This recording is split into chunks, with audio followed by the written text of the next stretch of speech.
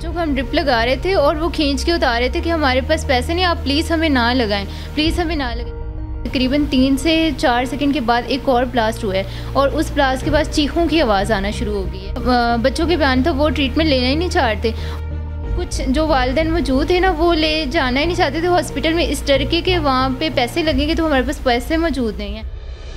Even वो बच्चे अपने मुंह से कह रहे थे कि डॉक्टर साहब हमारे पास पैसे नहीं हैं, हमें ड्रिप ना लगाएं। इवन एक बच्चे ने तो अपनी ड्रिप निकाल के फेंक दी थी।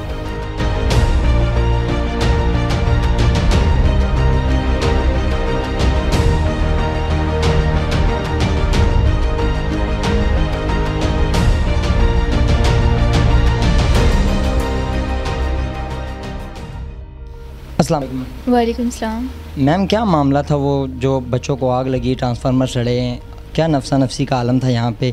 जब बच्चों को लाया गया तो कैसे आपने उनको देखा?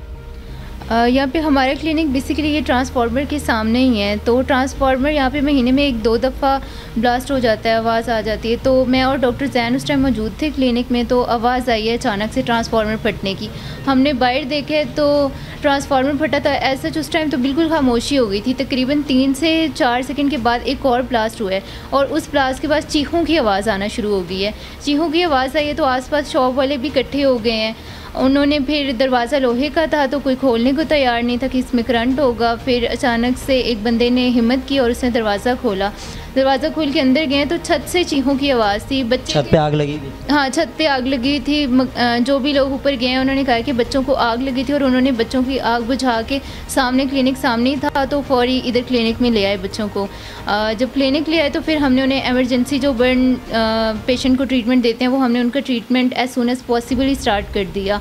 तो बच्चे जो उस टाइम पे मौजूद थे उनमें से किसी की माँ नहीं थी, किसी का बाप नहीं था, किसी के माँ बाप काम पे गए हुए थे। तो बच्चे उस टाइम ट्रीटमेंट चीखों से बल्क रहे थे, लेकिन वो ट्रीटमेंट लेने को तैयार नहीं थे कि हमारे पास पैसे नहीं हैं। पर हम बच्चों के बयान थे कि हमारे पास पैसे नहीं। हाँ, हम जिनको बच्चों के बयान था वो ट्रीटमेंट लेना ही नहीं चाहते। और जो वालिदैन पास मौजूद थे, एक बच्चे की माँ मौजूद थी। जब हमने उन्हें कहा कि हम आपसे कोई पैसे नहीं ले रहे, आप बच्चों को ट्रीटमेंट लेने दें, हम ट्रीटमेंट स्टार्ट कर दिया। फिर रेस्क्यू वालों को भी फ़ोन लोगों ने बुला लिया।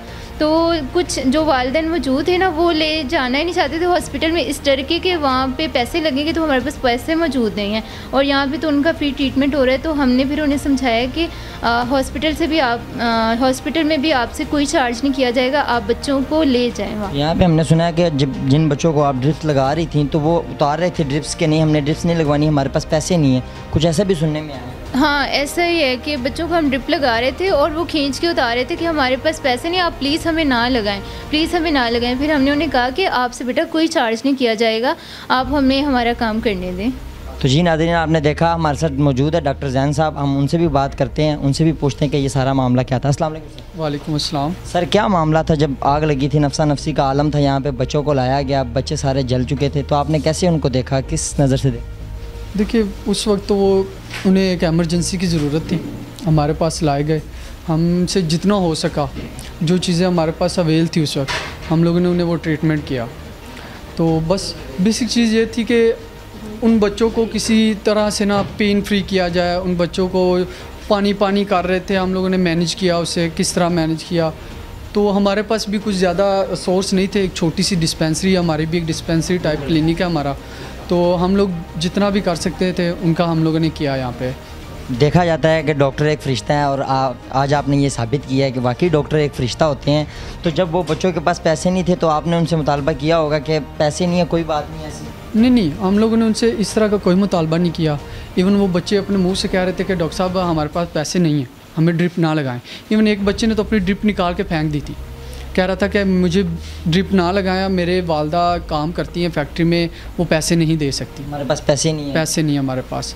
और ना ही हम लोगों ने इस तरह का कोई सोचा था उस वक्त, और सोच बनती भी नहीं थी क्योंकि बच्चे बहुत ज़्यादा जले हुए थे और एक इंतहाई गरीब तबके से वो बच्चे थे जिनने दिन का कमा लिया, वही खा लिया, अगले दिन फिर सोच में पड़ गया कि कहाँ से आएगा।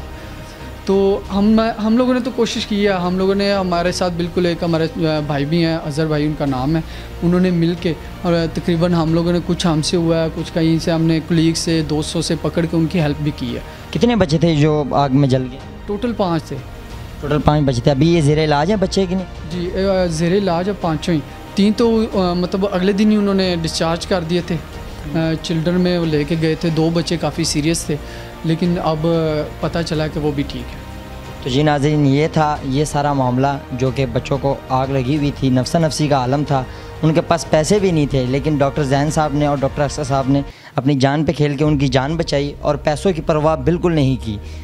डॉक्टर साहब क्या पैगाम देना चाह रहे हैं महकमे के लिए जो यहाँ पे मतलब ये आग जला, ये ट्रांसफार्मर ख़राब होते हैं आए दिन, आपके जो इलाके के MP वगैरह कोई? MP देखिए, यहाँ पे तो मैंने कभी किसी को देखा नहीं। यहाँ पे आपने आए होंगे, आपने देखा होगा सारे रास्ते में पानी है, इतना पानी है। इवन ये सिर्फ ये कह नहीं सकते ट्रांसफार्मर, पीछे भी खंभे हैं, पीछे भी बिजली आ सकती है। इवन सुनने में आया था कि यहाँ पे तकरीबन 5 से 6 महीने पहले, तकरीबन 4-5 महीना पहले 2 औरतों की डेथ हुई है। उसके अलावा उससे भी पहले एक सुना था कि 2 बच्चियों की डेथ हुई है, मतलब बिजली लगने से हुई है। और इन्हीं वजह से हुई है कि पानी है, इतना पानी होता है कि यकीन माने गुजरने को रास्ता नहीं होता। और दूसरी बात ये कि वापडा वाले इतने लापरवाह हैं। इवन ये जो खंभा है, मैंने खुद इसके लिए वापडा वालों को इतनी काले की हैं कि आए इस खंभे का कुछ ना कुछ हल निकालें। कंप्लेन की मैंने बाकायदा खुद कॉल करता रहा हूँ। पहले दिन एक दिन उन्होंने मेरी कॉल उठाई तो उन्होंने कहा जी हम लोग रात तक आएँगे, रात को 8 बजे आके ठीक कर जाएंगे। लेकिन 2 दिन गुजर गए, कोई नहीं आया। 2 दिन हम लोग बिना बिजली के, हमारा क्लिनिक बंद रहा है 2 दिन।